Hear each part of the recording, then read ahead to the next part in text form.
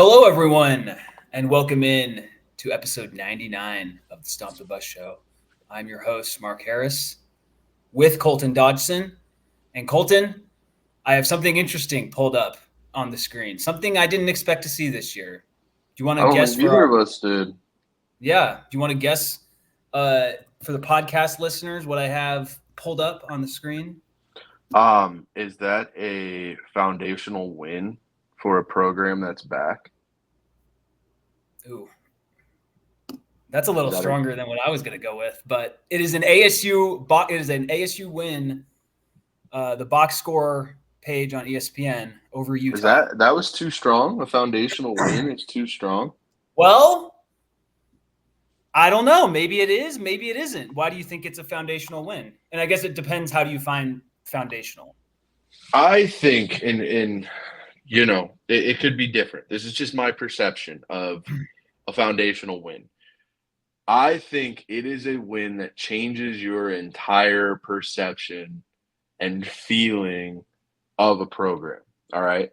I think there had been signs throughout this year, and we'd mentioned it on other episodes, that ASU never really feels outclassed in any game they've played. They haven't ever felt like, even in the Texas Tech game or the Right. Texas State game when they went down 21-7, they've never felt like they were out of a game.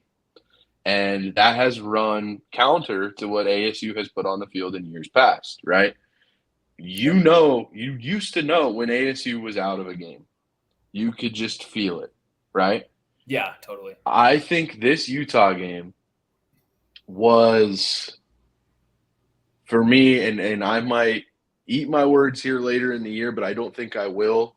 This showed me that ASU is going to hang with anybody on their schedule. I don't think we're going to see any blowout losses this year, and I think that they are a team that is going to be competitive in any game they play because of how they're coached, and because of the standard that has now been set at this program. And I think this win solidified that, right? Okay.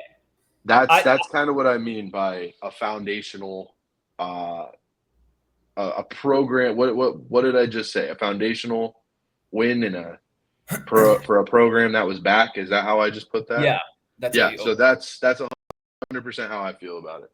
Okay. So I guess I would agree if that's how we're defining like foundational, Yeah. because I think some could find. I want to talk about the fan kind of reactions, expectations, especially now with the Sam Leavitt injury news.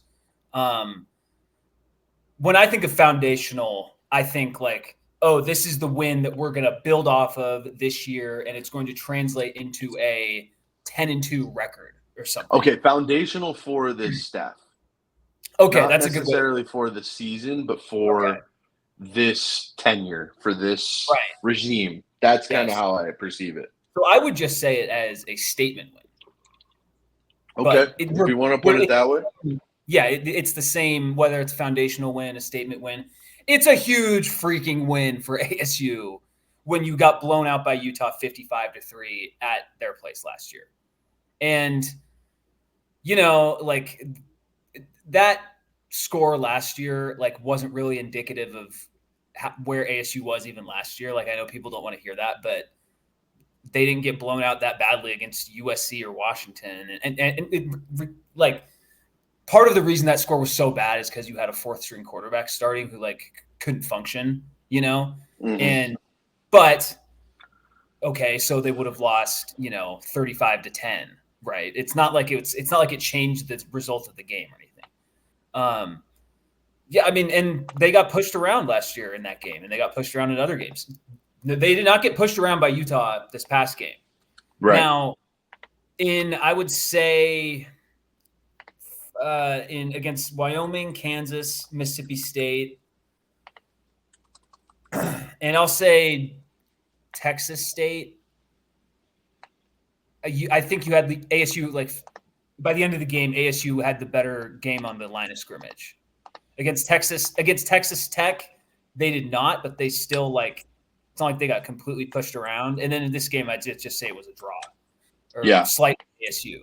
This was a because huge momentum game, I felt like, yes, on yes, both sides. When yes, one team had the momentum, you could tell, especially in the trenches. right, and that, um, yeah, I mean that touchdown drive in the third quarter that Utah had with the Micah Bernard touchdown run, and he had a great game. He really played well.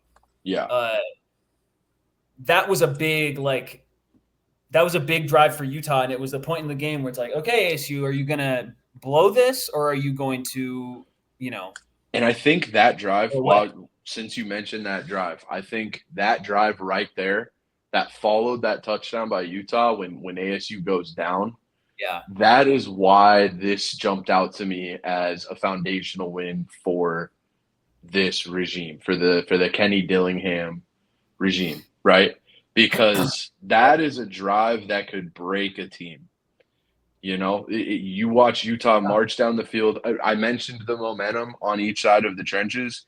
Utah's offensive line dominated that drive, yes, and yes, so did Micah Bernard, right? And it especially looked on that like touchdown run. Yeah, 100%. You ASU's defensive line didn't have the answers on that drive. There was nothing that was working, right?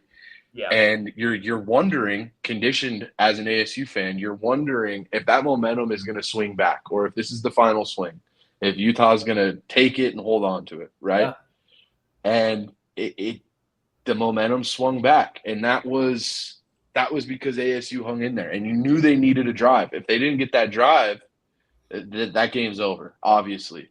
So not only to orchestrate a drive, right? But to orchestrate a drive in a moment of the game where it's make or break. The pressure is on, right? yeah. You don't get this game's over. They And had a taken game momentum.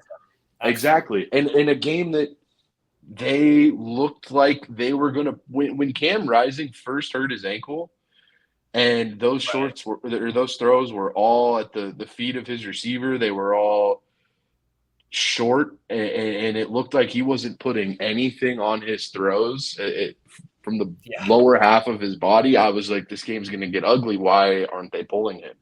Right? I think I texted you and I said, Yeah. if Rising continues to play, this might be a 20-point win. That's what it felt like, right? Yeah. So that could be demoralizing. You have Utah at their most vulnerable, and you squander that opportunity. And in the face of all of that, they mounted, and I mean, Cam Skattebo, Yeah. you can't say enough about him. I once we get to that, I don't want to jump the gun here and start talking about him before. Yeah. That's fair. But what he did, I mean, he's the closer, right? So much has been made about his numbers in the fourth quarter and all of that, but just the effort level on the plays, right? This guy is he willed them to that win, right? Yeah. And that's how you respond. And you see him in the huddle, like telling them, "This is the one." You can see him like, "This is the one. This is the one." It's clear he's the heart and soul of what Dillingham is trying to do, and he embodies what Dillingham wants out of this team. So I know we'll get to Skattebo in a second. I think there's a super underrated play I want to talk about. Maybe not that underrated, but I think obviously the two touchdown runs are going to take all of the attention. But he saved the game on another play, and I wanted to talk about that whenever we get to it. But For sure. For sure. he's awesome. Build the statue. Yeah. He's incredible. We'll talk about him more, but no, on that drive you mentioned, I kind of struggled to even call it a drive because it was, four plays and five Right. plays with all start.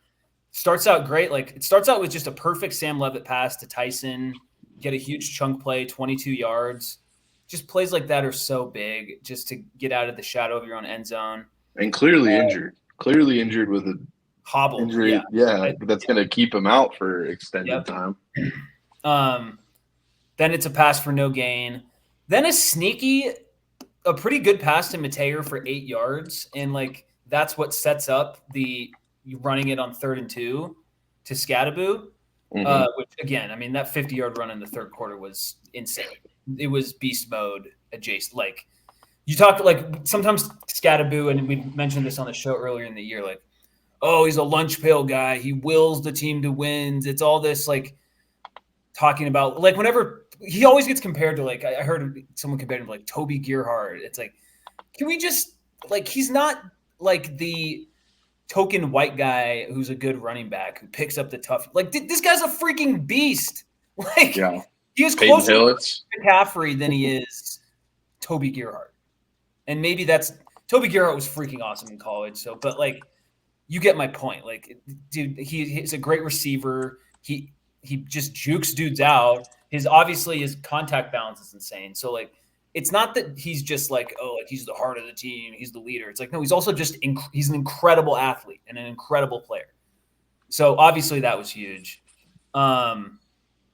His touchdown run to seal it was huge, obviously, and some other plays he made on that drive. But Man, that before the touchdown run, catch, yeah, the catch he made to keep on third down. yeah. He doesn't catch that ball. They're punting. We don't know what happens. Yeah, they're up by 1 point. So watching the replay of that catch in that moment for a running back, a running back of his stature too, right? Yeah. He's not the tallest guy on the field, and he climbs the ladder, lays out without gloves. That's an underrated part of this too. The dude doesn't wear receiving gloves, goes up, gets that ball. That on watching the game, it maybe looked like it was overthrown a bit. It looks like it's going to fly right over his head. And man, I can't say enough about that catch in that moment. He's just you run out of words to describe the guy. He's garnering some national attention now too, which is, I mean, for an ASU guy to garner national attention, we know how rare that is. Well, and he's like making it on. He's fifth in rushing yards in the country. Yeah, fifth. And I think he's first in first downs picked up, according to one way of measuring missed tackles. He leads the country in missed tackles, even ahead of Ashton Jeanty. And also, when we're talking about Skattebo, I haven't heard this from any ASU fan that like, oh, he's the best. Like Jeanty is better than Skattebo. Let's just establish but Jeanty is like a beast. Like unless he's playing Hawaii. Yeah. Well, he's still at 200 yards. And yeah, Hawaii is such an underratedly difficult place to play, but that's a discussion for a different day. Anyway, but like he's as good as anyone else other than Jeanty. And I've seen him on multiple in the second team of midseason All-Americans. He's going to be first team All Big 12, I imagine. It's just really like, I mean, who like of the time that we've been at ASU, we haven't seen a better running back than this version of Skattebo. There's been some good ones, and I think that's a testament to the job that the staff has done. Yeah. I mean, across head coaches, right? Oh, yeah, totally. No, Sean Aguano has been awesome, but I mean, based on and to avoid recency bias and all of that, I want to give all of those guys the credit that they deserve. I think what separates Skattebo when we're talking about recent ASU running backs is the juice he gives them at the end of games, right? I think great tackles. Like he's a game breaker. I think he's developing a reputation for opposing defenses that if you're in a close game with ASU, or if ASU needs a drive, this game's a one-score game going into the fourth quarter, whatever you've done against Skattebo is irrelevant. I don't know. It's kind of null and void at this point. The strategies don't necessarily matter. Well, he becomes a different player. Yeah, that's a good point.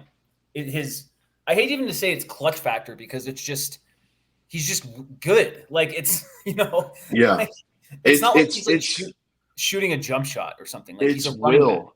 It's will. That's what it strikes me as, is like the effort, the desire. Like it just fuels this guy. It's weird. There's no other, and I know that sounds so corny, but I don't know how else to put it. Like on that catch, he is stretching his body as far as he could possibly get it to bring that ball down. Like he's just in the first touchdown run, keeping himself up, right? See, that's where I push back on like, oh, it's also just like core strength. It's I mean, like, he's obviously a strong dude, like that, obviously, but I don't know, man. but yeah, It's hard to accurately describe what he's doing and the impact it's making on ASU. yep. Um, which I mean, you've got an injured Levitt in that game, and Skattebo just kind of took it over, and they rushed the field. That's how it went down. Huge win. I don't know when's the last time they beat a top 25 team. Was it the Washington win 2 years ago? Oh my gosh, I don't know if Washington was ranked at that point. That's the problem. Okay. Because like that was they had lost to UCLA the week before, so like this was before the not the Washington team of last year, but the one 2 years ago. Obviously, this is before like they just reeled off that winning streak and finished the year 11-2. Um, Either way, it's tough. Well, like I mean, was UCLA ranked last year when ASU beat them? You know, I don't know. yeah, that's the thing. Like we've had some. I mean, I the year. do. I do think that Washington team was ranked 2 years ago. I could be Okay, wrong, but I'm almost certain. Anyway, so it's been that a win while. felt Either like way, it's been a while. yeah, and let's like that win over Washington. While it was a fun moment, like don't get me it wasn't like It wasn't this. It wasn't no, indicative of that team's. It was just the right day.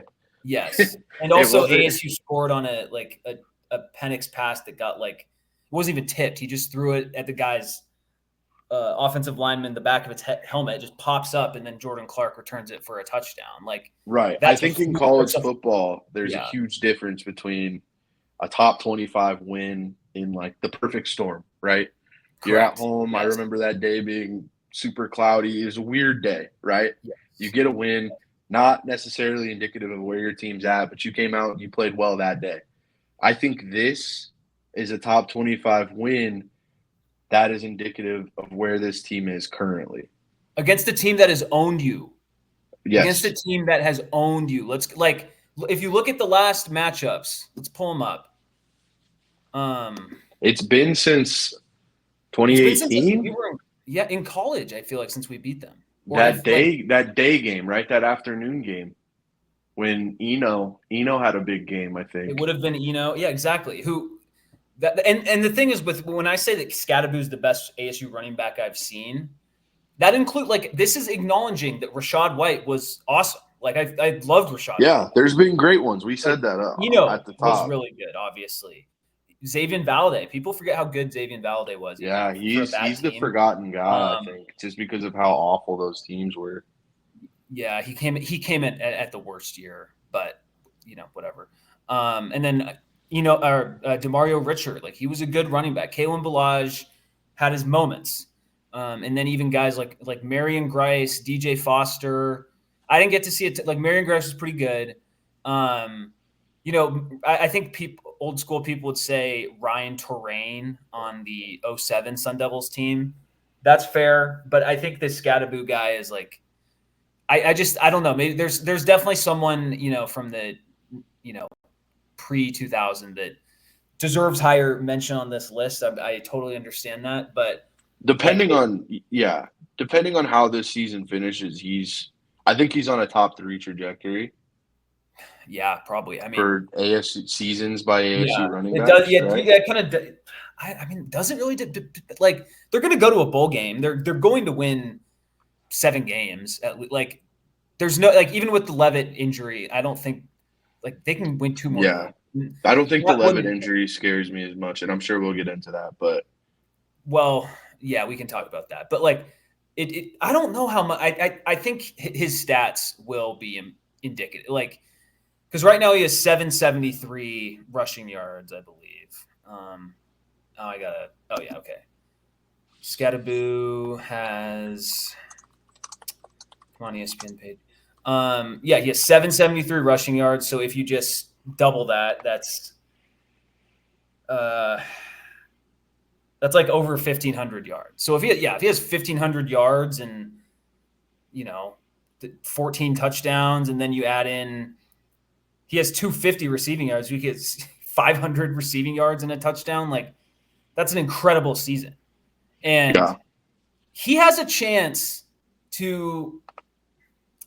I think going to New York as a Heisman like finalist. I don't know if that's he would have to continue like at this pace, and ASU would need to win 9 games at least, right? Right? Like they probably can. He couldn't be like a guy on a 7-5 team that goes there. But if ASU gets to 9-3 and is ranked, then he would definitely have a chance to get to New York. But I do think he can finish top 10 in the voting.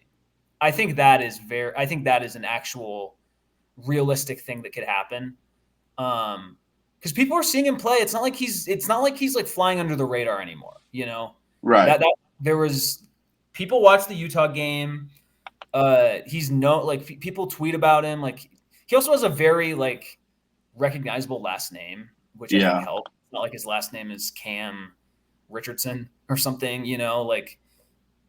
Like I've never it's like it's Skattebo's fun to say. I mean, even the announcer, I thought that was great. The final run, he's like Beetlejuice, Candyman, Skattebo. Like I thought that was really good. And so what's great is like he's the face of the program, like the face of the program, and it's not like he's the face of the program because like a lot of the time that Jaden Daniels was he was the face of the program, but a lot of it was because of how like ballyhooed he was entering ASU, right? And Yeah. after his freshman year, you saw why, but there was just never like Jaden Daniels had his moment was obviously the deep shot to Ayuk at ASU, but it's just the way his junior year went. Like it's hard to remember really him as like a face of ASU. Like I feel like N'Keal Harry, he was a face of ASU when Yeah. he was, and it's not even totally like Brandon Ayuk was never felt like the face of ASU, Well, he even though had, it was kind of. I remember Ayuk's time at ASU as a progression, right? It yes, wasn't until that last season before he made the jump to the NFL. And I mean, we're talking about him now, and the guy's played in the Super Bowl. He's top 15 NFL receiver, right? So, but when you look back at his time at ASU, it was kind of like that last year with Jaden Daniels was when he really popped the yeah, Oregon upset, all of that. So he was a it's hard. JUCO guy too, so that He's somebody people recognize now because of what he's done at the next yes, level. But I remember when he was coming out, it was kind of like, is he going to break into the first round? Will he go first round? right. It wasn't like he was a surefire number one or first No, and round it's guy. it's it's always the funniest thing. It's like it's weird to like say that like N'Keal Harry was a better ASU wide receiver than Brandon Ayuk, even though he wasn't as good in the NFL. Like N'Keal, like I feel like it's been since like N'Keal Harry that we've had some. I don't want to say the talent because of Ayuk, but like the aura and the talent together. Like that's the thing that Skattebo has, and I think part of it is just like when you're just kind of a physical player and you just break tackles in impressive ways, which is what N'Keal Harry did. Like that does add to it. And then then you get to like the Taylor Kellys, and then we can go back even for like DJ Foster. That those teams had a lot of guys in that boat. But I mean, after a few years of just like, you're just kind of wandering in the wilderness as a program, essentially. To have a Yeah, guy like this, it's just who's a great story. Like he is literally the guy. Like he is actually one of the few like great athletes who can be like, oh, people didn't believe in me, and he has an actual like case to it. Like 100%. And I mean, the fact that he was here during that 3-win season too, yeah, and decided to stay. He's a guy you can kind of build a program around. Obviously, we're not going to have him for much longer, but um, 2 seasons and what he was able to accomplish in 2 seasons, he's still going to be, if this tenure continues progressing the way that they have shown they might, he's going to be a guy we look back on as like he helped them get to this point, right? Yeah. So it's Absolutely. I don't think there's been a national face on a national representative of ASU on the level of Skattebo, especially and playing on a Friday night on ESPN helps. There's nothing else on, right?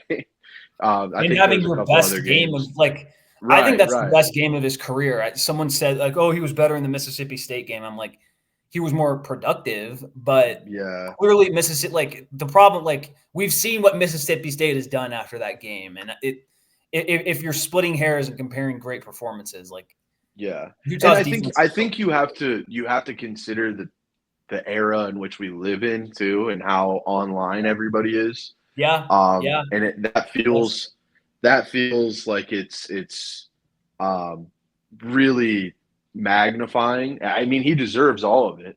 I'm not saying he doesn't at all, but I think that social media has given whatever guys in the past have done nationally. Social media has given Skattebo an even bigger platform, I think, especially after that game. Um, when you see yes, guys like, I saw a Barstool graphic today with Skattebo as the yes, background, and I'm like, okay, yes. that means that he's about to get some casual observers tuning in every week. So, I saw um, the Bussin' with the Boys. They shared a clip from one of the Sun Devil Source uh, workers that was a highlight film of his runs, and it's like, yeah, like people are noticing this guy. Like right, and it's not, and yeah, part of it's just because ASU like it goes hand in hand. When you have 2 50-yard touchdown runs in the second half against Utah, like that's going to help you win, obviously. So like it's that ASU has winning pieces around him, and he is powering them to wins. So hundred therefore, percent. his name gets But I think all of that to say he is at this point. I don't remember an ASU player as long as I have been yeah, following, right? Being yeah. as having a national moment the way that Skattebo did. That's a good way to put it. Yeah, and So yeah. I also looked up single season rushing leaders, right? And Eno's number Okay. one at 1642 in 2018. So Wow. Skattebo is a little behind pace of He's that, probably but not going to break that. That's going to be yeah, tough. that's a tough record. But Well, hold on though. Wait, hold on. Does that count the bowl game? I don't know if that takes So the that you bowl said it game was into account. 2018. 2018, so they would have played in the They did the play in a bowl game. Tony the Tiger Bowl. I think they played at. Okay, so if he did, I mean, it's not really that relevant. But if it does count bowl game stats, and Scat kind of does seem like the guy who would play in a bowl game, even though it might not be the best idea for his Yeah, NFL prospects, but that just seems like how he is. Then he actually could break that. I think that having the bowl. I mean, heck, if he plays in the Big 12 title game, then obviously that would help. Which is a possibility, right? Like we are halfway through the season and bringing up, hey, ASU could play in the Big 12 championship game is, oh, it's like it's a reasonable possible thing that could happen, 100%. like But yeah, it's like, it's weird, and to be able to say that after week 6 is pretty. yeah, I don't know. I think we were optimistic. I think our tone was pretty optimistic in the preseason when we were discussing yeah, this team, but it was never this optimistic. no, They're way ahead of schedule. I would say. yes, And I mean, I'm looking at career rushers too for ASU. Skattebo's already okay, 32nd, wow, so he's at 1556. 1934 gets him into the top 20, and not ideal. 2415 gets him into the top 10. I don't know if he'll crack the top. He needs 900 more to crack the top 10. It's possible. It's possible. I mean, we have to. This is for him to even be in consideration for the top 10, despite being After here for 2 two seasons. seasons. Yeah. One season he did like what did he rush for like 750 yards last year? It's not like he had a 100-yard season last year Right. or a 1,000-yard season. Who's Right. just And curious? Who's the rushing leader? all time? Yeah. Woody Green, Oh, okay. 1971. He had That makes sense. 3,754 in his career. Demario Richard is third, That and makes sense. Like, Eno Benjamin is fifth. So yeah, Demario Richard played as a freshman and stayed 4 years. So like that makes sense. And played as a freshman, yeah, no, like these guys obviously have, but that makes it all the more impressive. I think yes, yes. Skattebo is I would argue, barring injury, a lock to crack the top 20. Yeah, At for I mean, sure. he needs less than 400 more yards, so There you he go. will be a top 20 all time rusher at ASU, and he will crack the top 10. X Valade is the 10th rusher in a season Oh, with okay. 1,192. Okay, But so he could get up to so X Valde had 1,100 yards. That's pretty man. That's pretty good for X. Like good for him. yeah, I mean, Um, but even X 'Cause that was a Valade bad team. is the most recent on the Yeah. list at 2022, and then before that, obviously Eno in 2018. After that, the most recent rusher is Ryan Terrain in 2006, and he's number 9. Everybody else is 70s, 60s. So, I Okay. mean, it just goes to show how exclusive Yeah. this season's in rare air. If he's able to get on these lists, you mentioned what he did in his first season and what the team did in his first season. If he's able to still crack these lists after a season like that, I mean, it just continues to underscore what he's doing, and the way he's driving this team. So Yeah. And it all matches the eye test. Like yeah, the eye test looks better. I would yes. argue Yes, that's a the good and eye, also like some of his runs are just short runs on third and fourth and short, and right, those are that gonna F up your average in rushing total, but like, okay. yeah, Sounds good.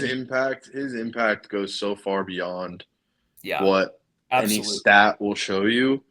And the fact that the stats are even backing it up to this extent Yes. is impressive. Well, I mean, I've said it twice. There's really nothing, and he's the second. He's got the second highest rushing total in a single game all time again with wow. the Mississippi State Right, at because Eno 262. Benjamin had like 300 yards against Oregon State. Oregon. Yep. So Scat's number 2. He'll be in the record books for sure. He'll Yeah, be for top sure. 10 in quite a few, top 10, top 20, quite a few categories. Well, and So he'll be pretty high up on the scrimmage yards because yeah, he's his a better receiving. receiver than some of those backs, and some of that's just due to the time they played or whatever. But like he's also just like as we talked about that catch, like he's made good catches earlier. He had a great super Like long an reception in 80-yard the rushing touchdown in the Texas Tech game, didn't he? Or it receiving was a touchdown? it was like a 65-yard reception, and he Okay, broke yeah, it. But yeah, like he's just extremely productive, and yeah, he's just really skilled as a football player. And it's I wish he could be back next year, but I'm also going to be really happy when he could get drafted in like the third round potentially. Like he's going to get drafted pretty high. Like yeah. I think it all depends on how the season goes, right? If he continues to play like not this for and the doesn't wear, draft. I I think mean, if he continues to play like this and oh doesn't well, wear yeah, sure, down, yeah, I think that's going to continue to solidify it. I mean, it's hard to the NFL draft is such a it's true. crapshoot. Like you never know. I guess it all depends on how he tests too. But he's got a shot. I saw a tweet today that talking about 6 different NFL teams sending scouts to ASU's Yeah. practice. So he's on their radar. Who knows And what there could were scout. happen? I mean, he picked a great game. Like there were scouts at the Utah game. I mean, there are always Yeah, scouts at a Utah game. Like, and there are good players on those teams. Like the guy who knocked out. I think his name's Lander Barton. If you guys watch the NFL, Cody Barton's on the Broncos. It's his younger brother. He's the one who delivered the rib shot and it was a clean hit. It was a clean hit. It's football. Uh, he was the one who delivered that hit to Leavitt. He was a 5-star coming out of high school. Like he's going to go to the NFL. They have they're tight. Micah Bernard will go to the NFL. I bet Brant Keithy definitely goes to the NFL. Van Fillinger entered this game with 5.5 sacks. Like they have guys, and I'm not even mentioning some of their offensive line. Like they always Utah. It feels like every year they send like 3 or 4 guys to the draft, even when they're not that good. Yeah. So like, and I mean, let's kind of transition to the defense here. I mean, Caleb McCullough, dude, have a game. That Yeah. was And you awesome. mean the defense that gave Cam Rising an 8th season? Yeah, the one. Okay, before we praise the defense, I do think as ASU fans we have to acknowledge that some of the reason the defense played as well as it did is because Cam Rising was not fully healthy. You Yeah. know, like it's 100%. just There were some throws that he missed where yeah. those receivers had room. This So game, yeah, if he's on top of his game, I don't know. I mean, it happened who the way that it knows? did. Yeah, There's nothing, but I'm he glad we missed did not. some Yeah, big time throws. so we have to I I don't I just I it sucks being the bringing the downer vibes a little bit, but it's reality. Like ASU's defense wasn't the sole reason that Cam Rising played badly. With that said, ASU's defense still played very well, Mm-hmm. and Caleb McCullough. I mean the the two interceptions were incredible. He finishes with 1.5 tackles for loss. He had a huge solo tackle on a. This was the second drive of Utah. So the first drive they ASU holds him to a field goal, and then the second drive that was after the Leavitt interception, which looked like a fumble to me at first, but I Yeah. was also in the upper. But whatever, that's a tough play. But I guess Leavitt can't make that mistake this weekend, right? Jeff Sims can. Yeah, Jeff Sims could make a worse mistake. Anyway, ASU's defense forces a 3-and-out. It was like 3rd and 7. Uh, Rising hits, I think it was Money Parks for like in the flat. McCullough just makes an open field tackle and it's a field goal. And that's a huge play in the game. The first pick was incredible. I mean, that didn't even look like wasn't that sure if that was like a missed throw in terms of his like inaccuracy for Rising. It was more than it was just like a bad decision. But Right.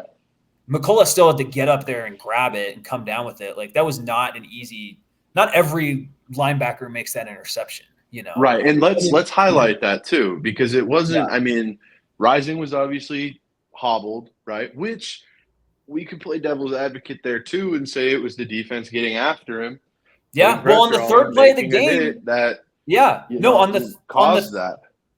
on the So, third play of the game, there's some other guys I want to shout out too, like Abney. Got to give Abney some props. He played well with the pick.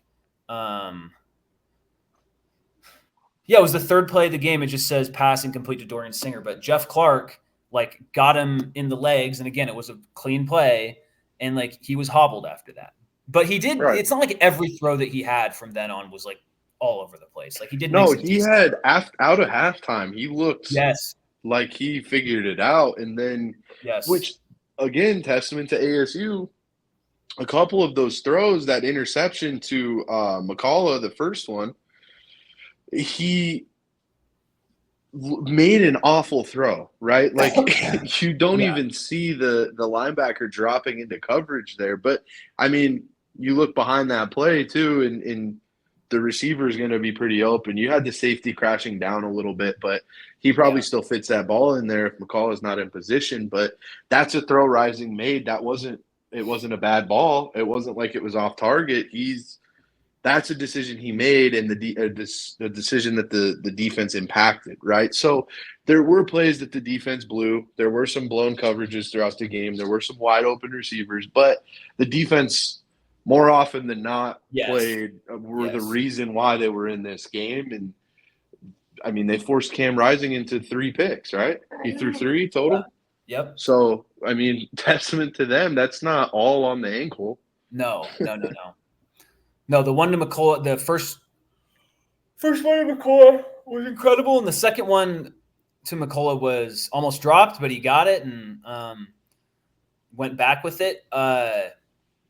And both of them, it showed that McCullough expected the ball or anticipated the ball coming his way. You know, it's not like he had to for you to go up and catch it like that. You have to be kind of not certain, but somewhat expecting the ball to be there, so you can prepare yourself to jump that high. You know, Definitely. So he was obviously incredible, won a bunch of awards this week, totally deserves it. This is a guy who, man, he's been here. He played in the 70-7 game, okay? Like he's stuck around. He has been through some dark times, had some winning times as well. I mean, the 2021 season was a hollow 8-4, but it's still winning. And then the 2 last years were awful. Like I don't know if I would stay that long. So I really give credit to him as an ASU fan. Jordan Crook transfers in 7 total tackles. He was really good, and he is a big reason why Micah Bernard didn't have any more rushing yards. So shout out to him. Right. Keith Abney, we mentioned. Keith Abney. I think we have to. Oh, sorry. Go ahead. I was going to say Keith Abney gave up one deepish pass, but that was more of just a really good play by the receiver than it was a bad play by him. So I'm not too worried about it. Browser played well. What were you going to mention?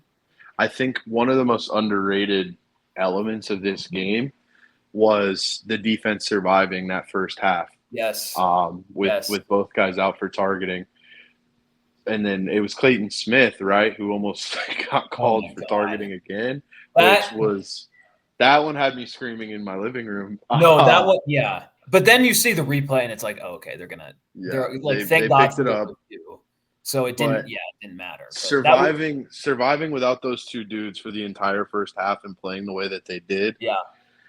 I mean, just there's so many underlying elements about this game where it was like, they were ASU was hobbled too. ASU was in a predicament too. And I mean, it's the fact ASU's that Rising quarterback scored a touchdown, right? Right, exactly. We had Leavitt get hurt. We had a lot to deal with too. I mean, and the fact that it's not our fault that Rising has a season-ending injury and he needs to play the entire game, right? They just didn't trust Isaiah Wilson enough to go to him, I guess. But I mean, that's a coaching decision. That's not on ASU, right? So it's just a great win. It's a gutty win. It's a win that I described it in the way that I did because a lot could have gone wrong, and instead they beat a top 25 team. So yeah, no, and after the game, I'm like, yeah, we're probably going to end up in the top 25. Then on Saturday, like, there was really no, like, you could argue, oh, ASU should be in the top 25 ahead of Michigan. I can listen to that, but like, I don't know. Like, this is the world. Like Michigan's going to get some preferential treatment after winning the freaking national championship last year. Like, people are going to want to see them take that 3rd loss before they drop them out of the top 25. I'm not worried about it. And then the Army and Navy, like, it's weird, but they are undefeated. So I'm more upset with I think Vanderbilt and some other 2-loss team were in 26th and 27th in receiving votes. And I was more upset about that. But before we kind of wrap up this game, I do want to shout out some more guys on the defense. Man, Zach Swanson was awesome in this game. You could just always see him breaking through the line, just generating pressure, getting in the backfield, has a tackle for loss and a half sack. So, I mean, that's just such a great pickup in the transfer portal by ASU. You have Jeff Clark, really good game. Clayton Smith popped up in the second half, did some good things, almost had a sack. Prince Dorba had a sack, and he had some other really big pressures in this game. And then a guy who doesn't get that much attention on this team, and it's a good thing, is cornerback Javen Robinson. Colton, have you noticed that when teams are throwing the ball against ASU, it's pretty much always to Keith Abney's side? Yeah. It's never to Jaden. Now, he might have been burnt on the that touchdown pass to Skinner last week against Kansas. So I'm not saying he's like it'd been impeccable, but he's been pretty good. And you just never notice him in the game, and that is like for a corner that is like such high praise. 100%. If you're not being mentioned as a corner, if you're not being mentioned as a corner, you're doing your job. So that's just the nature of that position. Yeah. And speaking of which, like the offensive line, Leavitt was sacked once. Yeah. And some of that is because Levitt has really good pocket presence. Like that's Uh-huh. really stood out. But it's not like it's not like last year. It's not. I mean, Ben Coleman has been a great player at guard. I think Yeah. I could see him being an NFL draft pick. Like I think like you just there's always usually some room to go, and like he generally plays well. Lee Fautanu is a good center. Kyle Scott at right guard has been really good. Max Iannaccio at right tackle. Again, like he's kind of just filled in. He made the PFF Big 12 team after the Kansas win. And then it's weird. I mean, at left tackle, they still shuffle out Atkins and Boley and each have their kind of strength, it seems. But to be able to get away with that, like, that's a really good sign. Tight ends didn't have a big production game, but uh, they've been Stovall had the huge catch, right? I mean, as long as sometimes all you need out of pass catchers is their presence, right? yeah, yeah, If they're taking some attention away from other guys, and sometimes it's just clearing out. If they're clearing out, not all of that's going to show up in a box score, but if you're watching tape and you see tight ends clearing out the middle of the field consistently for drag routes or whatever else, then yep.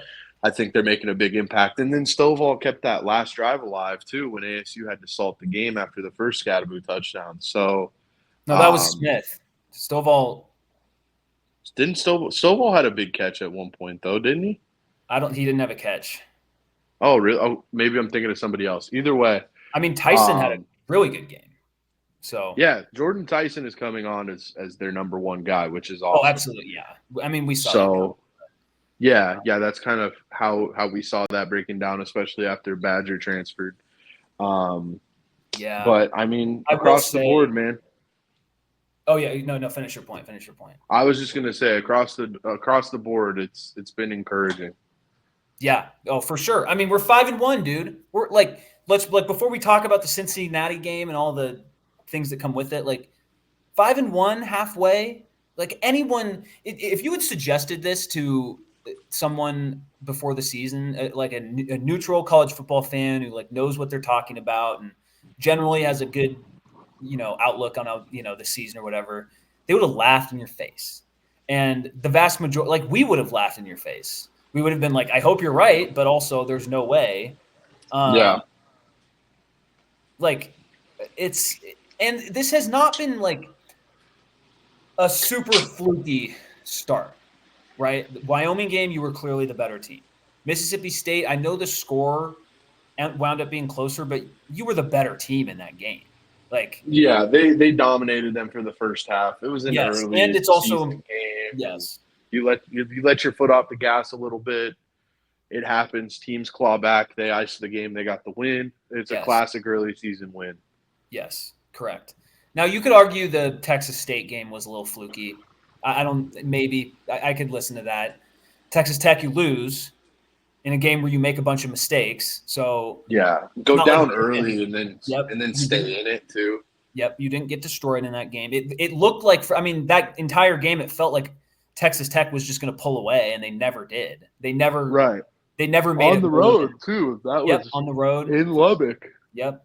And then the Kansas game, I know people look at that as like, oh, that like you had things go against you in that game. You had so many things go against. You had more things go against you in the Kansas game than the Utah game. That's for sure.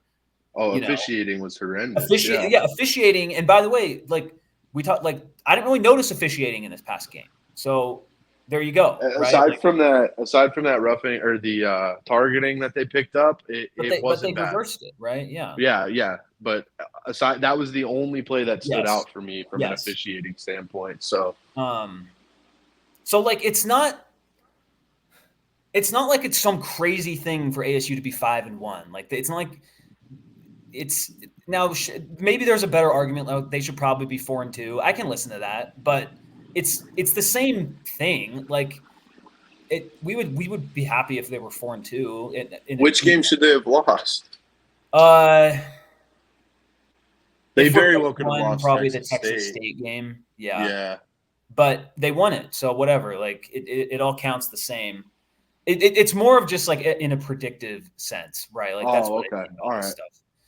But yeah, I mean, ESPN FPI has us at like 7.8 and 4.5 losses gives us like a 96% chance to make the playoff postseason, which makes sense. You need to win one more game, and then, I mean, getting to 8-4 does not sound crazy, right? Yeah, that kind of sounds like the predictive ceiling, right? If you're Yes. going off of FPI, Yeah. Well, 8-4 especially is probably now with Levitt out too. For like it's right. And I mean, I'm sure we're going to get into that in just a second. yeah. I think I don't think that's as big. It's Levitt's been awesome, 100%, but Yep. I don't know if it's as big of a backbreaker as people are making it out to be. I think you brought up. I saw you tweet from the Stomp the Bus account. Yes. I'll show that. I'll share that right now. You brought up a good point with the bye week too, which is huge between Cincinnati and Oklahoma State. Yep. But at the same time, I think last season is such a great indication of why this team isn't going to fall off a cliff, especially with somebody like Jeff Sims who's played for a while. You know what I'm saying? Yes. This isn't like a Yes. true freshman coming Yes. in. I think Dillingham has proven, and I maybe the Utah game is why people are a little concerned, because the offense definitely stalled a little bit when Jeff Sims came in. I mean, he did score a touchdown, but after that, it wasn't great. I don't think, if you're criticizing any aspect of the offense after the Utah game, like, you have to understand that Utah is a really good defense, and ASU. 100%. And this I don't. And like, I Dylan, the thought Jeff offensive Sims, game plan, wasn't based around Jeff Sims. no, This was one that yeah, Jeff Sims came into a Sam Leavitt system, right? yes, At this point, they have understood for a while now that Leavitt probably isn't going to play in the Cincinnati game, and they're going to have to build something around Jeff Sims. When Dillingham has been able to construct something around a quarterback, he's proven that he can do an effective job at that, especially with a veteran, seasoned guy like Sims. So I'm not overly worried about it. I'm sure you're going to go into it, so I'll let you do that. Well, so what I want to say is, like, Jeff Sims, when he was in the game, like, he did everything you needed him to do. Like, it does. Saying, oh, he led a touchdown drive is completely disingenuous because he got in at like the 5-yard line or whatever. Like, so, but he made the play, and then on the following series, hits, converts a first down. And granted, some of that was just Tyson running after the catch, but it was a good decision. And then they punted away after that. But like, he filled in. And one thing that, like, Sims isn't entering the Cincinnati game 100% rusty. He at least has been on the field and made a few plays. And so, yeah, I'm going to get to this tweet that I made. I tweeted out on October 16th at 1:47 on the Stomp the Bus pod, at Stomp the Bus pod on Twitter. Basically, it's just ASU fans need to stop with the quote, "season is over" talk. One of the weeks Leavitt will be out is the bye week. Sims starts 3 games at most. This team has a good defense, good run game, and an identity already. Going 4-2 for a 9-3 finish was going to be extremely difficult anyway. So basically, the point of that tweet is, like, if you're an ASU fan that is like, which there's some that is like jumping, like sky's falling, just jumping overboard, just totally like, oh, the season's over now, all this. You had way too high of expectations after the Utah game. I know that's like kind of goes a little bit against what we were saying after the Utah game, but like, did you think they were going to, did you think they were just 100% going to go 9-3 after they won the Utah game and got to 5-1? Like, they still had, like, either way, they have 4 road games left, 3 of which are out of state. So really, and the U of A road, that's like half a road game, but it is a road game. I just don't think that, like, losing Leavitt does it does hurt you. That is, like, I'm not trying to say that, but it's right. Like, if he's out for, he's out for 2 to 4 weeks. If he was missing the rest of, like, if he broke his leg and is missing the rest of the season, then I totally understand the The pessimism. the hyperbole, the reaction. Like I get it.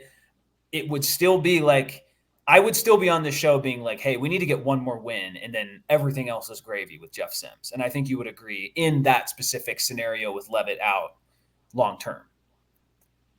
100%. Yeah. I mean, let's see. We got 5-1 Cincinnati's. So let's look at it's what did they say? 4 weeks for 2 to Leavitt? 4. Is that 2 to 4? Okay, So so that's let's say this he week. misses 4. Yeah, you're right. Yeah, let's go with the worst case. He's missing Cincinnati, Oklahoma State, UCF. Yep. Those are UCF is arguably That's the UCF easiest. in Yeah. right. And that's a home game.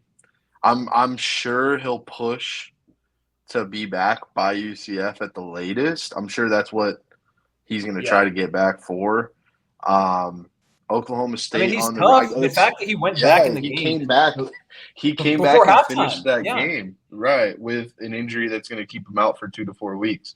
And by So the it bye, was a good having that decision bye too. week, having that bye week is crazy important, I think. But I mean, realistically, let's say they lose. The worst case scenario is he misses all 4, or misses 4 weeks, and they lose all 3 games, which I don't foresee that being the scenario. But let's say that happens. They're 5-4, right? And they've got a healthy Leavitt, one more home game against BYU, the road game against U of A, road game against Kansas State. They got to get one of those wins. They still have to go. They can still go 1-2 and make a bowl game, right? In that last, so in the last it's 3 games, yeah, right, 1-2 in those last 3. So it's a tough break. I don't think it's going to end up being the worst case scenario. I bet you he pushes to play against Oklahoma State. I don't know if he'll make it back for that, but it seems like he's the type of guy that's going to want to hit the early end of that prognosis.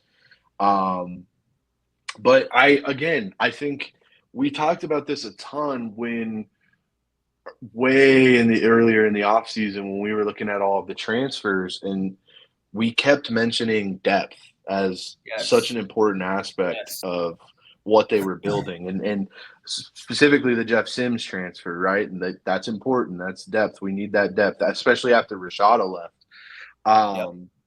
This is why you needed to add a guy like Sims. And I think he's been on this team now for 6 games, right? He's been with this team for as long as he has. He kind of understands what's going on. You hit the nail on the head when you said this team has an identity. They're a strong running team. And I'm sure Sims' mobility is going to play a role in that too. You saw that a little bit when he came into the game. That might add a completely different dynamic that takes Cincinnati by surprise a little bit. That's another thing, right? Dillingham now has the element of like, what film are they going to get on Jeff Sims, right? The film of him. They have nothing. They have nothing. And I think Dillingham is a guy, when he's in a position like that, he's proven he can be creative. Jeff Sims is more than capable. Obviously, he's a turnover-prone guy. We know that from his time at Nebraska and Georgia Tech, but he's also had a lot of highs. He's also had a lot of peaks in college football. Yes. Right? So he was like essentially a 3-year starter for Georgia Tech.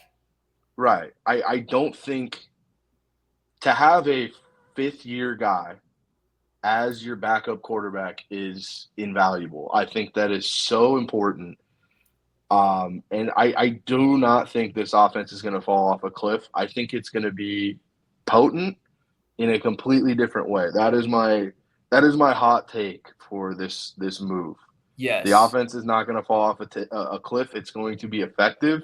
It's just going to be effective in a different way because of the versatility that Dillingham has shown in his ability to game plan and build a system around the skill set that he has at quarterback.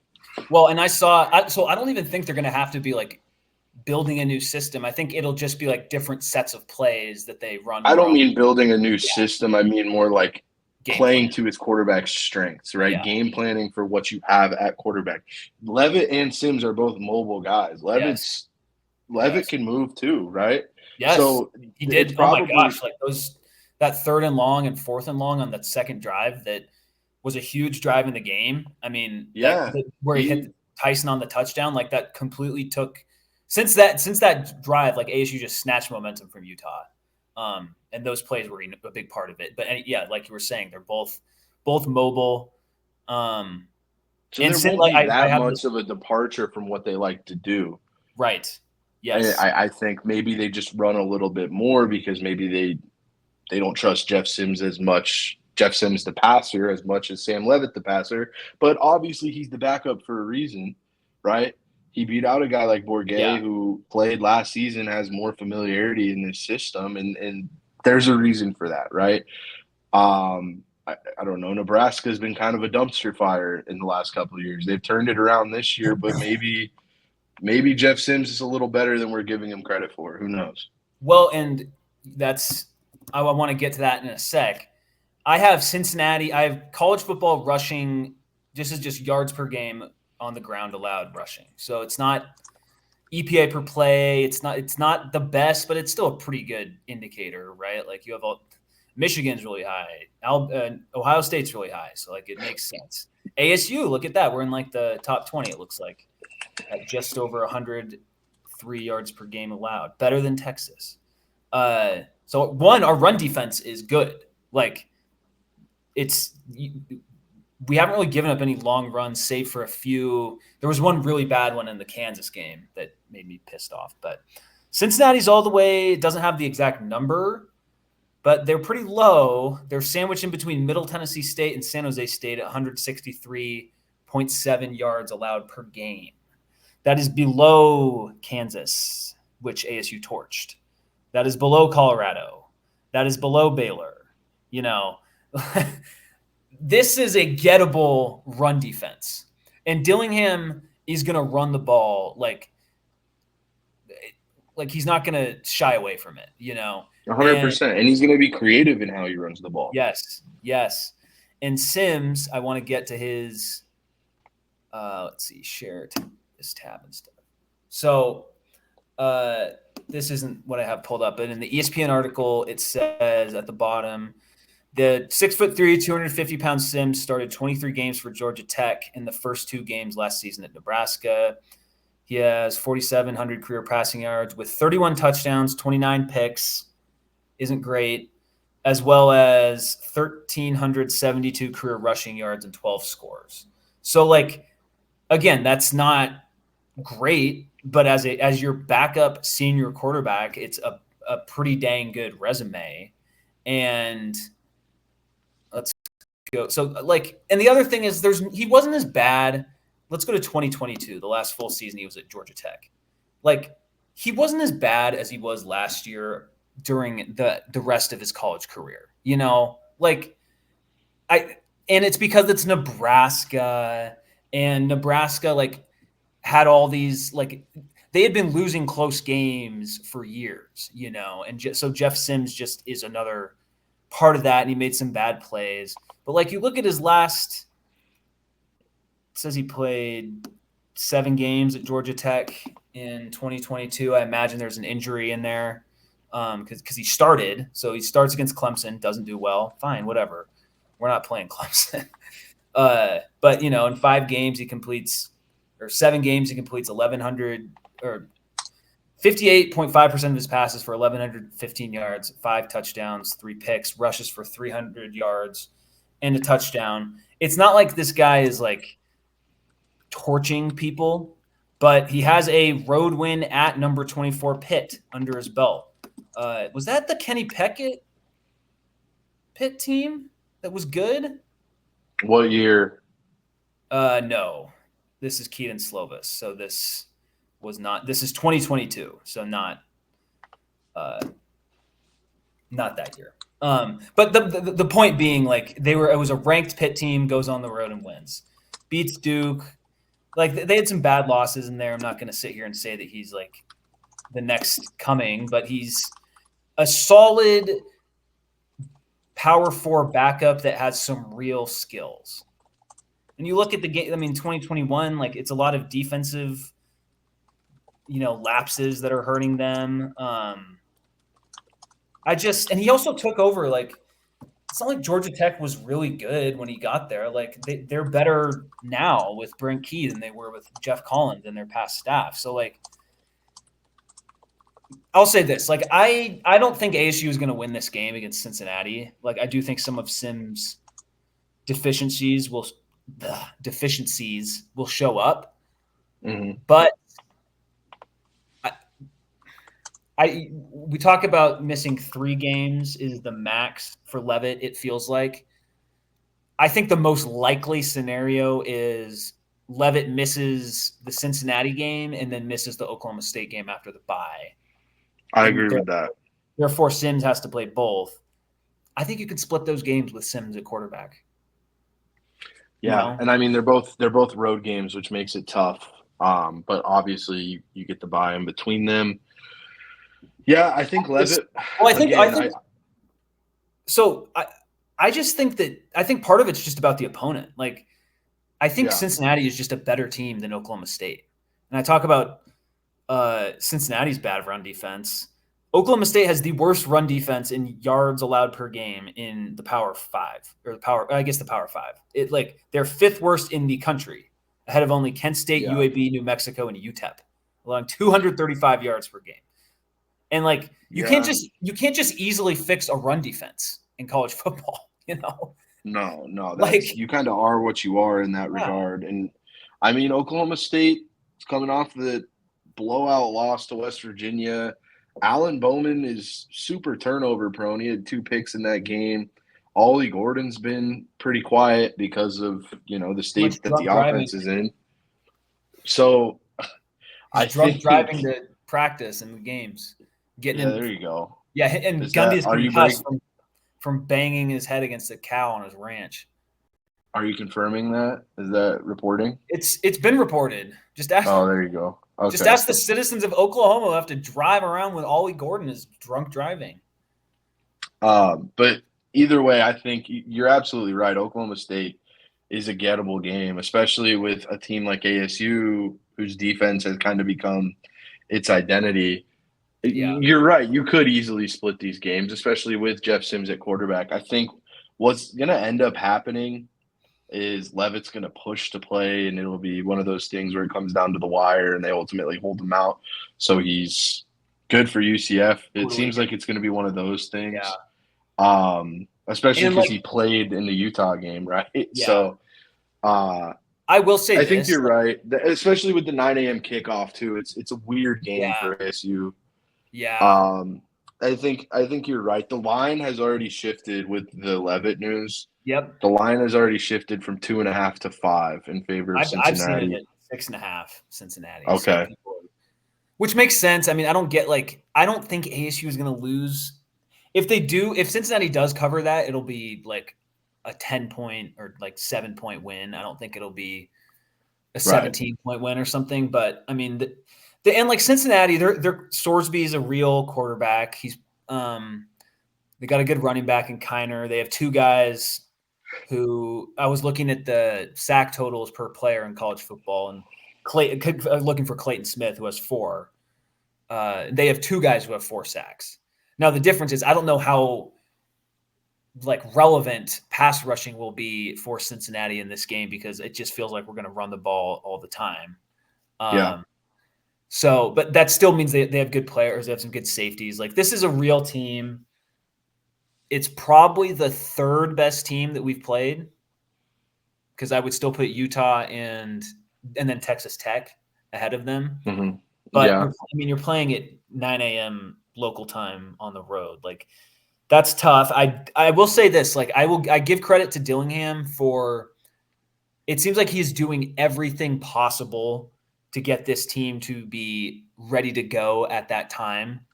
Yeah. They're They're pushing everything back and they're everything's moving done up with practice practice. early.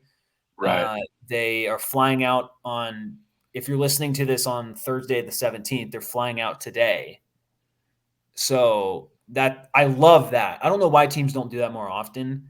Like give yourself a whole day on the East Coast to just acclimate to being on a different time, and then you'll be more ready to go on Saturday when you have to play them at noon. It's a weird game. This is a weird and it's what we went going into this year like, oh, this is a must-win game at Cincinnati, and now it's not for like three different reasons, right? Because we're better than we thought we were going to be. So we have, in terms of just like being a decent team, we have some insurance on that in terms of our wins that we have. They're better than people thought they would be.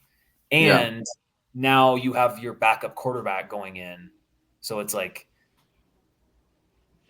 I So don't let's want say to there's say like some. I can accept a loss here because like I don't like that mindset, but like Yeah, there are a lot of just logical things going against you in this game now that your backup's playing. Like that's just how it is. Like the line makes sense.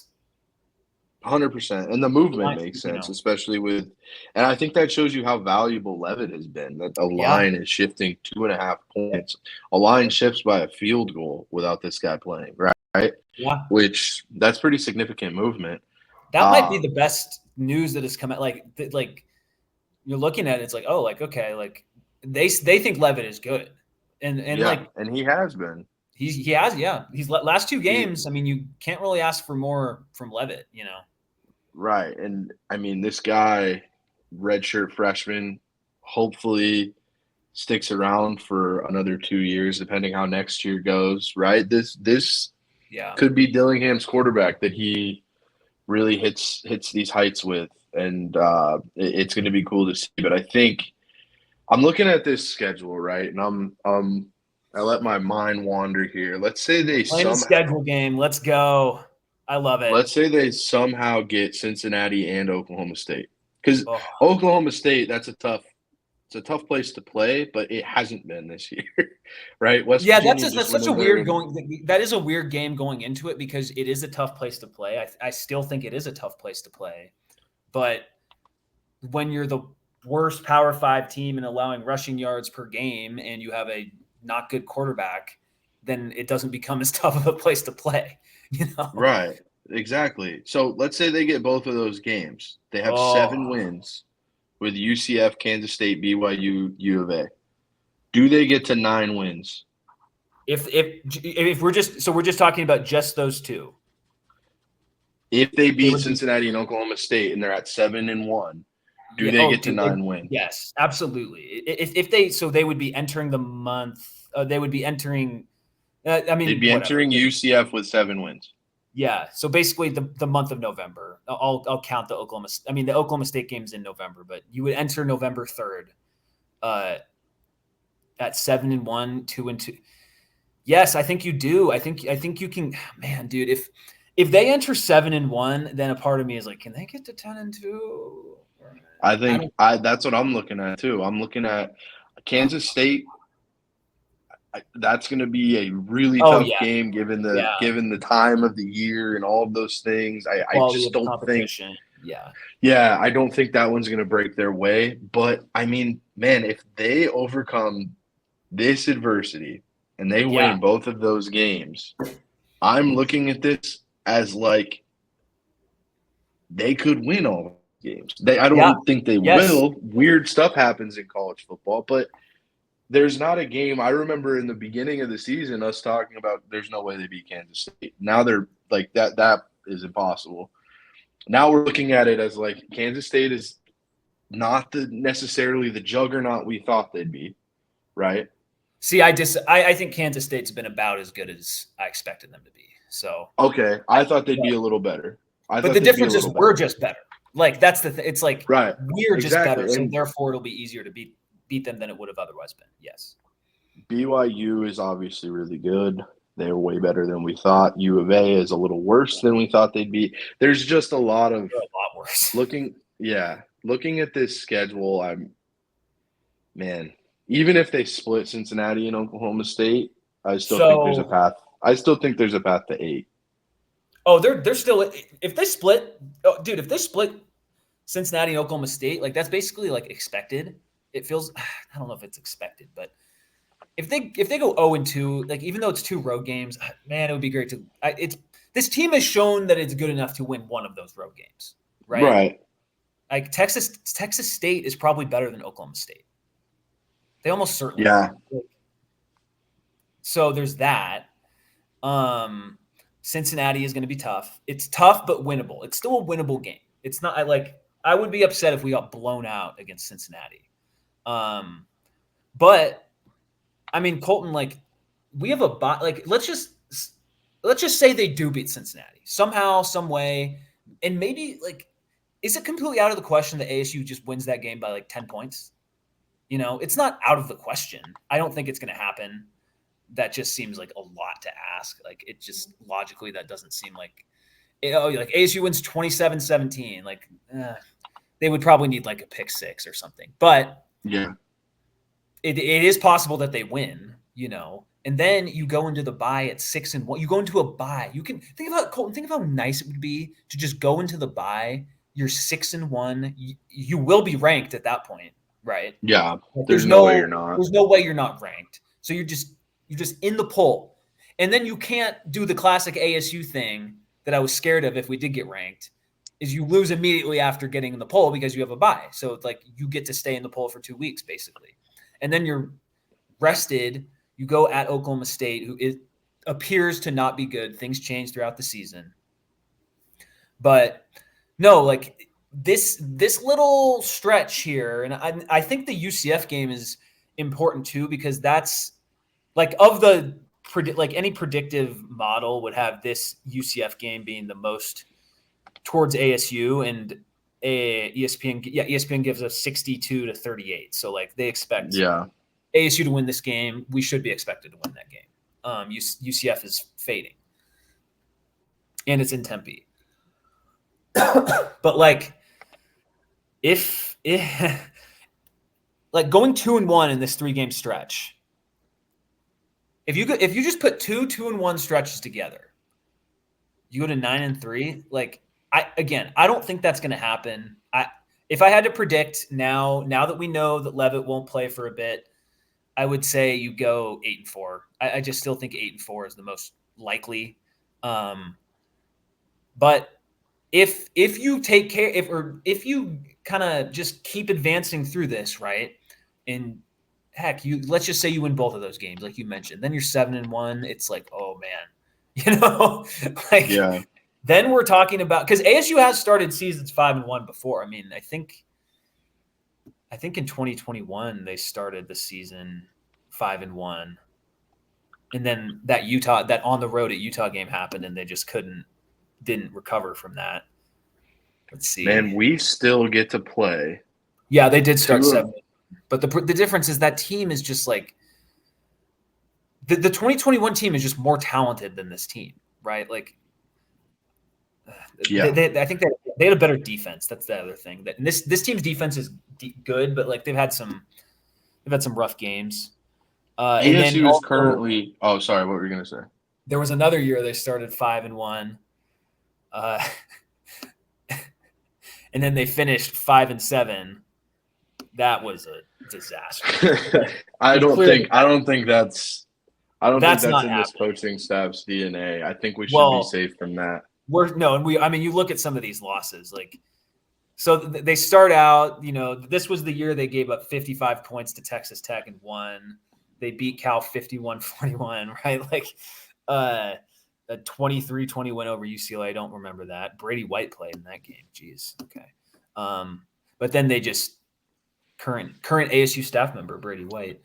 But then after that, the 2016 gets blown out by Colorado, loses a close game to Wazoo, then gets blown out by Oregon, blown out by Utah, blown out by UW, and blown out by Arizona. just that was bad. But that's not really a I mean, it's just not a possibility this year, I don't think. So yeah, I mean, if they I feel like if they just play the way they're playing, like 3-3 just feels... Looking at the current Big 12 standings, ASU's 5th as of right now in the Big 12. Right. Cincinnati is behind them. They still play 3 of the top 6 teams in the Big 12, BYU, Kansas State, and Cincinnati. Well, so do we. No, that's what I'm saying. That's who we play. Oh, okay. Like, those are such tough games. The BYU game at home is going to be an interesting one, depending on how the Dude, next couple weeks shape out for that could ASU. But potentially that could potentially be a game that game day shows up at. it could be, depending Because on it'll where probably ASU be is. two ranked teams. It's going to depend. Oh, it's going to depend on BYU too. Like I'm not totally. Yeah, Oh, of the two undefeated, because Texas Tech's undefeated in league play. Of the two 6-0 Big 12 teams, give me Iowa State all day. They look so much yeah, more. They just look much more like solid. Each of their last three Big 12 wins have all been by double digits, and that's going on the road to West Virginia and winning by like 12, 13 points. That's a statement. Like that's a big win. Um, and so I just think they're better than BYU. But I mean, credit like BYU is having a great season, so like I can't even say anything against them. But anyway, I think that could be a game day game. If I mean, there could be a spot in the almost a spot in the Big 12 championship game on the line in that one. that's what I was saying. There's a it's not a control your own destiny path because of Texas Tech, but No, it's a pretty. It's not control your own destiny, but all you would really need is Texas Tech to drop two conference games. Is yeah, that and you would have to run the table, which doesn't happen. But I mean, to be in this position where realistically it's like 90% control your own destiny, yeah. depending on like that is for the Big 12 championship is pretty absurd. I'm not saying it's happening, but the fact that there is an avenue at this point in the season is pretty crazy. It is, and it's just it's just so good to see. I mean, like there probably are going to be one or two losses for the rest of the season that you walk away and it's kind of like the Texas Tech game where it's like, yeah, we could have easily won that game. There's probably at least one of those left and probably two. But just the fact that we're entering the second half of a season and we're not like, oh, when are we going to get our first Pac-12 win? Or like we're we're in a good spot, and a just getting to a bowl game, just getting to 6-6 is now disappointing because of what you have already shown and accomplished. So, man, it's like the fact that we're like, oh, we could be ranked in the top 25, we may not be, all this. It's just like, wow, like we are really like this has a chance to be like an ASU season that we look back upon fondly, right? Look, the best ASU season of my time being a student, because the 2013 season that was before I was um, graduated high school, but I did follow that team. Was 2014, obviously, and that team kind of had a similar start to the season as this one did. Right? Remember, like except they got blown out by UCLA. That was the difference. But they, started with one loss, had a quarterback injury, right?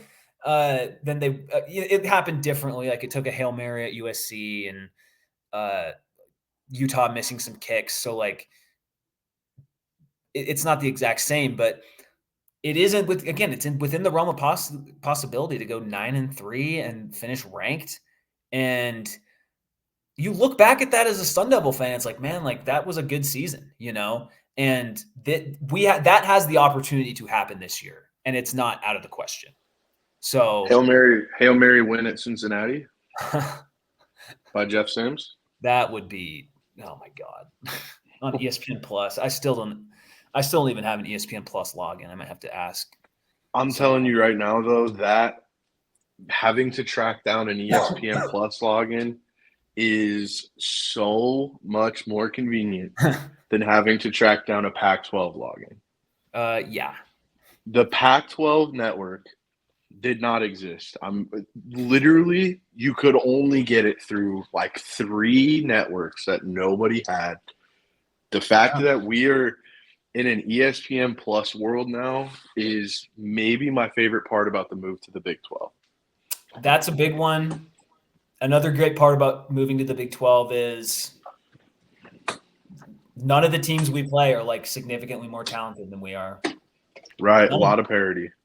And I think there is a chance that ASU, I don't want to say that they'll be like significantly more talented than the average Big 12 team, but I think they can be like more talented, right? Like not maybe not like way like a blue chip level where you're just all sorts of 4 and 5 star guys littered throughout your roster. I'm not expecting that. But like if you can continue this recruiting trend you're on, be like a top 35 recruiter, then all of a sudden like it's you and like a few other Big 12 teams competing for like the most talented roster entering the year. And that's not the whole thing, but now it looks like we already have a good coach, and so you pair that with good talent, better talent than we have now. And we've brought in some pretty good guys from the portal these last 2 years. Like I was just thinking about this the other day of like all the guys who start for ASU right now. And a lot of them are portal additions from the last year, or they were on the team in 2023 and came in the year prior. And like, it's just for as much as the transfer portal totally decimated this program and sent them down a losing path quicker than they otherwise would have been had, Jaden Daniels and Pearsall and Ladarius Henderson and Omar Norman Lott and all these guys, like just it was the old version of college football and they just stayed for longer. ASU wouldn't have fallen off as quickly, but they also wouldn't have been able to rise up as quickly either. And I mean, I just credit all three of the guys that are on the screen right now that show, the top rusher, receiver, and quarterback in each game. All are transfers, and I guess other than Kyson Brown right here. But it's just, man, like the program is in such a better place than anyone could have imagined it would have been in. And maybe the Utah game isn't foundational in the sense that like, oh, now we're going to go 10-2 this year. Like maybe it's within the realm of possibility, but it's unlikely. But it's foundational. And, in my words, it's a statement win just because it shows like, hey, we're not the shit show that we used to be. We are a goodish college football program that you have to show up and play every week. And I'm not going to sit here and say, oh, that's my highest expectation for ASU. But in this year, this context, with everything that has preceded the program, like it just feels so good to just be like a good college football team that teams have to like prepare for. And doesn't have like huge obvious weaknesses either, 100%. And I mean, you touched on the transfer portal a little bit too, but it's obviously a place people want to come play, right? Yes. And I think the last offseason proved that. The fact that we didn't even really have an AD for a while, and this NCAA violation or NCAA Yes. investigation wasn't even resolved, and people were still committing to come play here. And I think that's the Dillingham effect, and that effect has even been magnified by the AD hire too. I think we were pretty critical of that process, and looking back in retrospect, the timeline kind of makes sense now given how the investigation Yeah. resolved. But this really has been best case scenario for ASU sports. And I mean, with basketball season about to start up here pretty soon, we'll see how that translates to other sports as well. But I think Volleyball has been ASU has, killing it. yeah, I think ASU athletics in general is Yeah. in a really, really good spot. And I mean, I mentioned like going being in the Big 12, it's not that like there are some Big 12 fans who annoy the living shit out of me because they look at like a lot of it's just that they're mad that they don't get treated like the Big 10 and SEC, which I don't know. I don't think the Big 12 deserves to get that kind of treatment. But whatever, that's my opinion. With that said, like it's nice to be like there's a common like commitment to sports, which I like. And in football, again, like there aren't like these unbeatable, behemoths that you have to get through. So that makes me think like, what could ASU like be clearly the best team in the Big 12 2 years from now? It's not inconceivable. It's not. And you have a coach who understands the current recruiting environment, seems to embrace the current college football environment, which a lot of coaches aren't necessarily like they can tolerate it, but they're not embracing it. You're in freaking Phoenix, like all the other traditional ASU stuff that people talk about, like that all gets baked in. And now, like with NIL, ASU is not like an NIL powerhouse, but they are a competent operation NIL wise, it seems. They're probably not going to be able to money whip guys and offer them so much they can't say no. But that doesn't even like vibe with their program. Like probably some of the reasons guys left last year was because they wanted more money than ASU felt like divvying up for them. I don't even want to say they wanted to get like overpaid because they should get as much money as they can get. But in terms of like operating it, you're divvying it up. And so I think ASU's divvied up their NIL money well. They're clearly making connections with local businesses. The recent thing with the Ford dealership giving it all those guys cars, like I love that. And another thing is a lot of the guys that are contributing, especially on defense, are guys who have transferred down from blue chip programs. Clayton Smith, great addition. Xavier Alford, great addition. Prince Dorba, great addition. Zach Swanson, fantastic addition. And there's probably a few guys I'm forgetting, but you just, it seems like they're good at scouting the portal, and we now no longer have an athletic director who is like openly against NIL. And there's rumors that he would also like turn down certain NIL deals or encourage guys to not work with certain companies. So just getting all that misguided sports judgment out the door is good. So it does feel like we are on an upward trajectory. I don't want to get too comfortable as a fan because like the transfer portal still exists, and there could be some player that leaves that we don't expect, and that's never fun to deal with. But it would be easier to deal with if we have a ranked season in our back pocket, and that's within the realm of possibility. So it's a good time to be a Sun Devil fan. That's for sure. And I don't think we've ever said that on this show. So, Colton, you have anything to add before we wrap this one up? You are muted. I will unmute you. Oh, there we go. My bad. I was on mute. I said I think that just about covers everything. It's a new era, so yeah, embrace it. Don't I don't know. Don't be so distracted by the Leavitt news or whatever else to miss the fact that ASU is 5-1 with a win over Utah. Yes.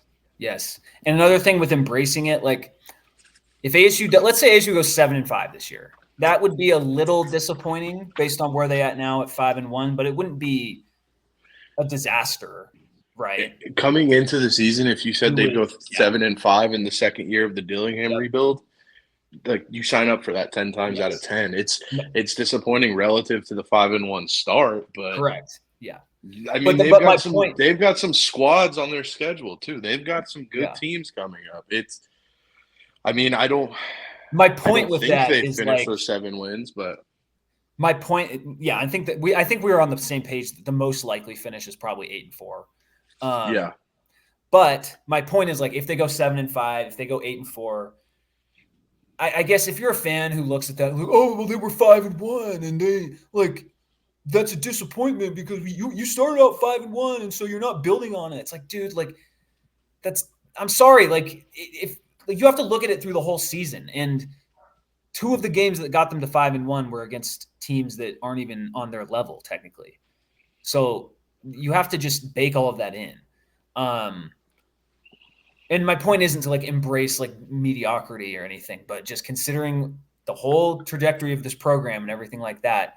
Like if you take a step back and it's like, oh, we went 7-5 or we went 8-4 in year 2, like, okay, like let's build on that. Right. And don't get so caught up. Oh, well, we were 5-1 at one point. Like it's only a disappointment in my opinion. If you go 6-6 or worse, which is almost impossible, then I think it's a disappointment.